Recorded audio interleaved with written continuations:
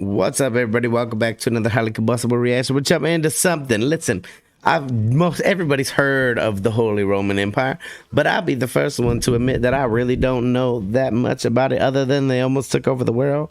Like, that's where I'm at with it. I know that it was big.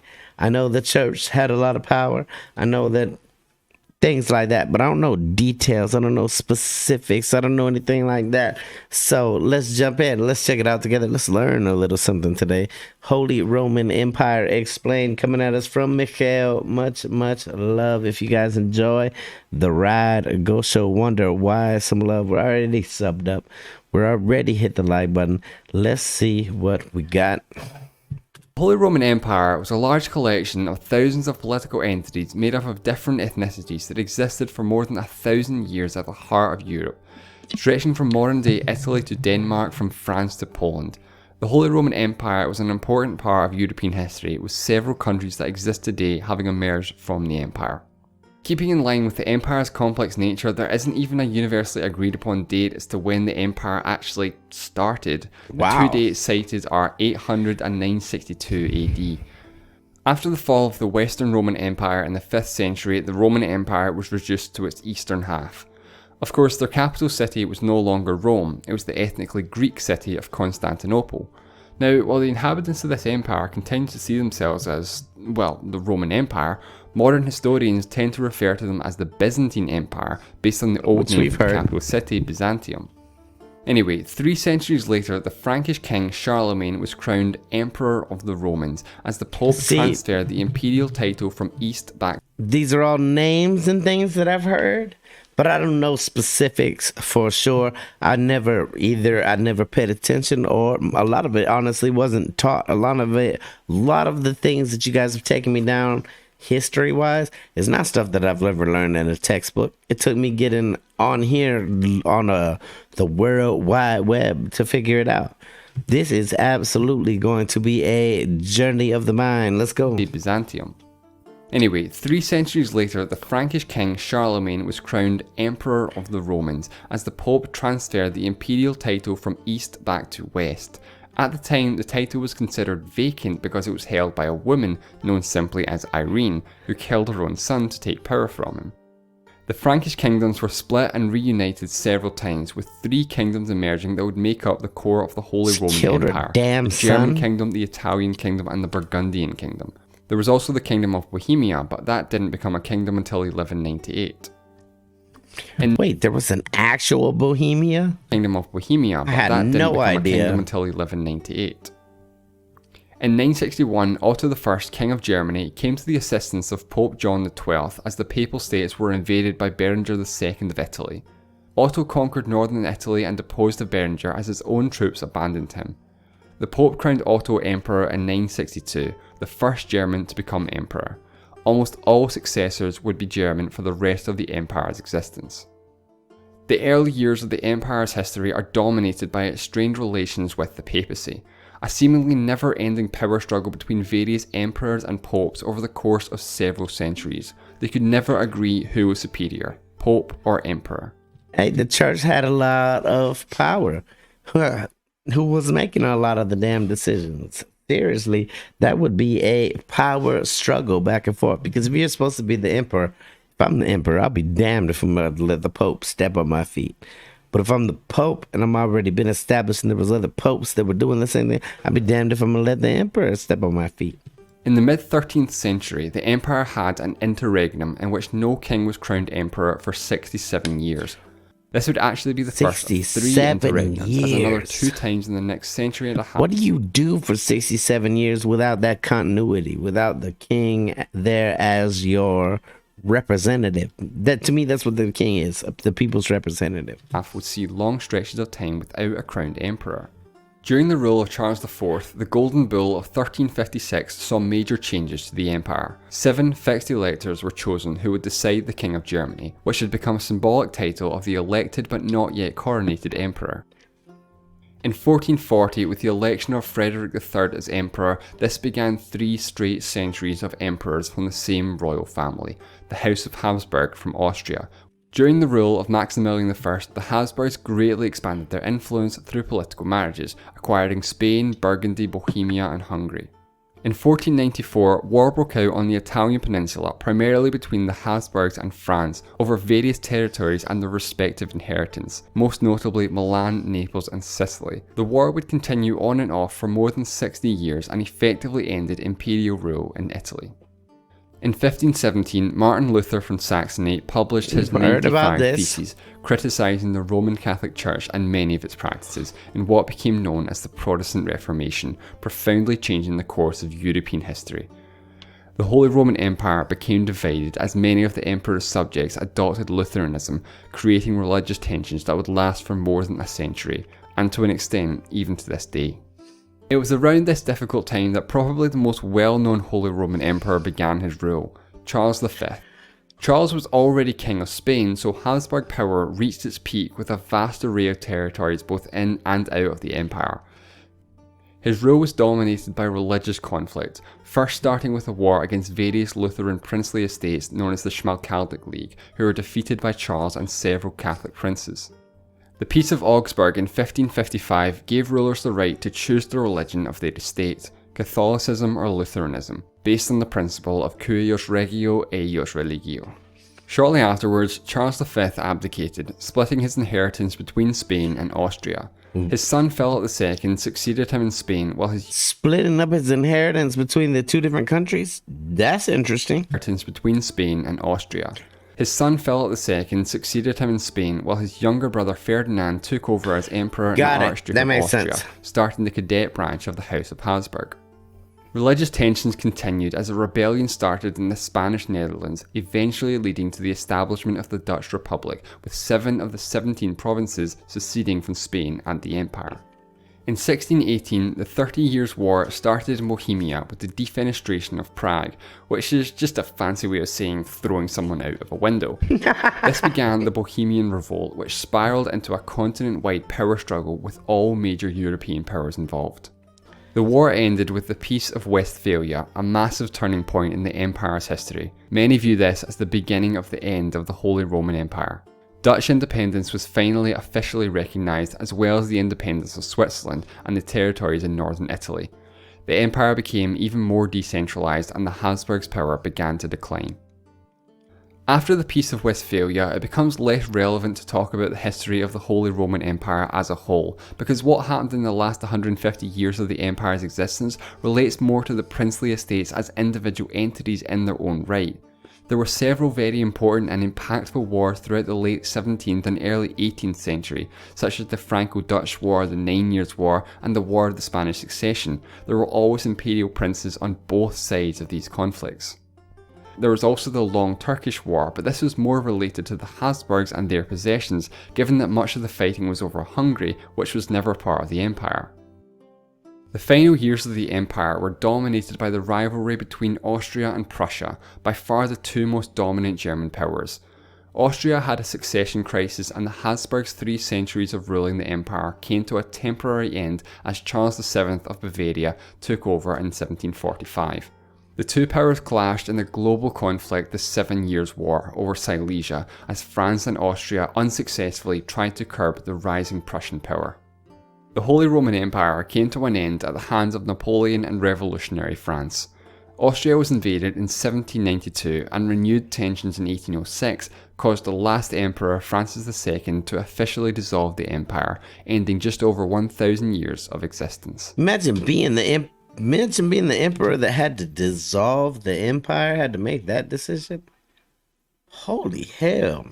Now, making a video about the Holy Roman Empire, I am of course legally obligated to mention the Voltaire quote that it was neither holy nor Roman nor an empire. It's important to look at the context though. Voltaire lived throughout the 1700s where the empire was very much in its decline. He was also French and part of the Enlightenment movement, so he understandably took a somewhat negative view of the empire, viewing it as something of a relic of the past that had no place in modern society. So just how true is his statement? Well, although the term holy wasn't used until some 350 years after its creation, the holy element was absolutely essential for the empire to function. Its primary purpose was to provide a stable political order for all Christians. The emperor was supposed to be the guardian of the Pope and defend his subjects against infidels. At the time, the thought of a secular power was inconceivable without any reference to a divine authority. In practice, of course, the various emperors and popes throughout the years had somewhat strained relations, and the papacy became less and less involved in the empire's politics as the years went on. The term Holy Empire was first used in 1157 by the ruling Stauffer family, who tried to shift the emphasis from a monarch to a transpersonal Holy Empire that had already sanctified its divine mission, and therefore the empire did not need approval from the Pope. So in effect, the addition of the word holy was actually an attempt to distance the empire from the papacy. Now Roman, that's a little bit more tricky. It may seem obvious to some that it was quite clearly not Roman, it was German. It's pretty clear that it was not a direct continuation of the Roman Empire, and even if it was, it wouldn't have revived the Western Roman Empire that actually had Rome as its capital, but rather it would have inherited its Romanness from the now Greek Eastern Roman Empire when the title of emperor was transferred from Constantinople back to Rome. The divide between the Latin West and the Greek East had been growing stronger over the preceding couple of centuries.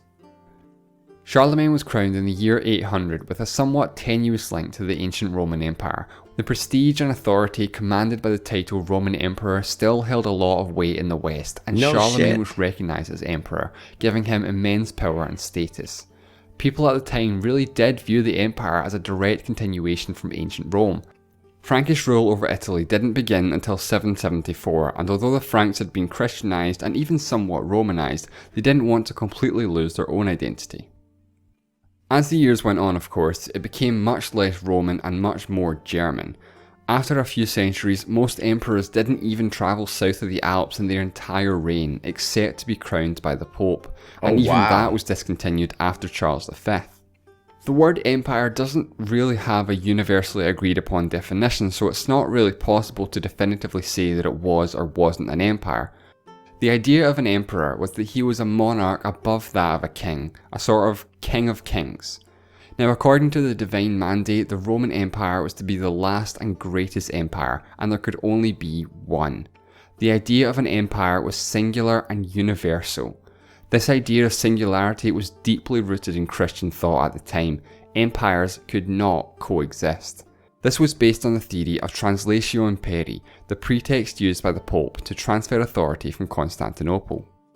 For most of its history, the Holy Roman Empire was referred to as simply the Empire, without any qualifiers, even in official documents.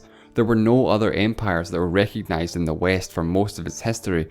The Holy Roman Empire wasn't just an empire, it was the empire. Whether or not it could be classed as an empire by today's standards is debatable. The empire was quite decentralised, and many of the regional princes commanded more power in their territory than the emperor did. The Holy Roman Empire was quite a unique political entity. There's not really much else that is comparable. The Holy Roman Empire used a complex system of feudalism to rule over its many territories. Local authority was delegated to vassals, who would normally in turn have their own vassals, creating a hierarchy of lords and vassals who swore allegiance to each other. Lords would protect their vassals, and vassals would help and advise their lords, and often pay them in cash, work, or military assistance. Now, vassals could either be immediate or mediate vassals. Immediate vassals were those that were immediately subordinate to the emperor, while mediate vassals had at least one overlord between themselves and the emperor. Immediate vassals of the emperor were referred to as imperial princes, and their territories were imperial estates. Imperial estates could pay a general tax to the empire to take part in the imperial diet, or the Reichstag. Those who did not pay the tax were not involved in decisions and had no vote. Interesting. After 1489, the imperial estates were divided into three separate chambers or colleges: Prince-Electors, Imperial Princes, and Imperial Cities. There were also the Imperial Knights that were immediate vassals to the emperor but not represented. Counts and other nobles did not have a vote, despite their immediacy status, although they were grouped into benches that had a collective vote. The Prince-Electors were considered of a higher status than that of the other princes. The Prince-Electors had the important task of electing the emperor.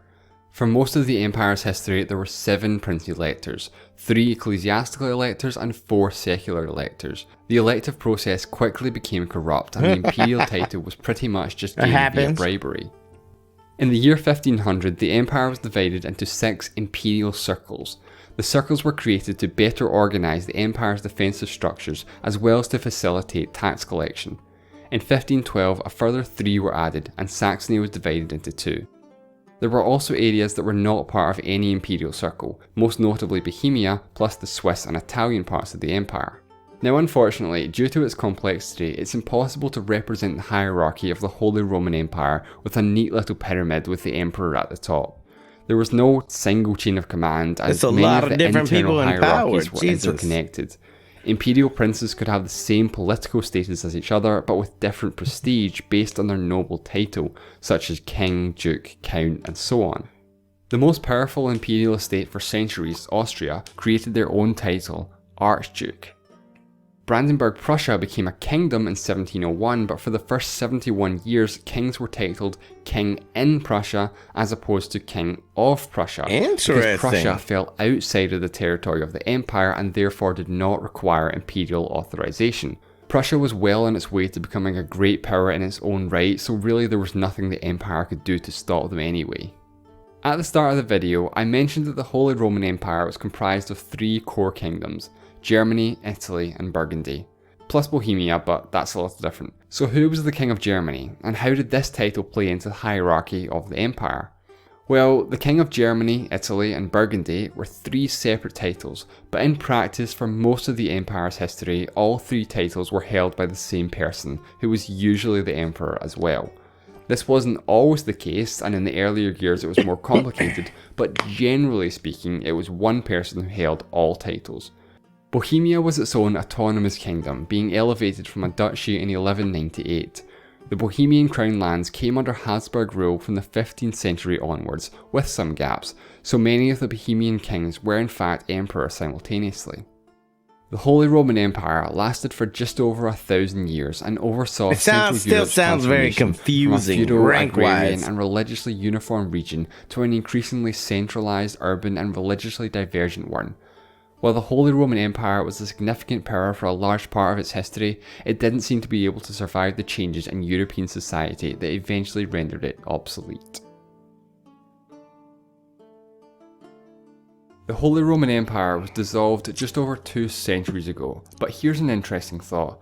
What would the world look like if the empire existed Good today? Lord. What if the Holy Roman Empire was somehow resurrected? Well, looking at that very question in his latest video is my friend Real Life Lore, so I encourage you to go and watch his video right now. Thank you so much for watching, and I'll see you next time. This was seriously a damn journey through the Holy Roman Empire. A lot of information that I've never heard in my whole life. So very, very intriguing. This video looks very intriguing. What if they did come back today? What if they say, you know what? We're going to bring it back. Let's roll it back a little bit. Hey, definitely get over and show Wonder Why some love on their channel. I'm glad we found them. Subbed up already. Hit the like button already. You do the same. It's right there inside of the description. Check out the other video over here. Shout out to Michael for this one, bringing me always some sort of knowledge, and I appreciate it. Till the next one, highly combustible. You guys be happy, healthy, safe. Love you to the moon and back. Peace.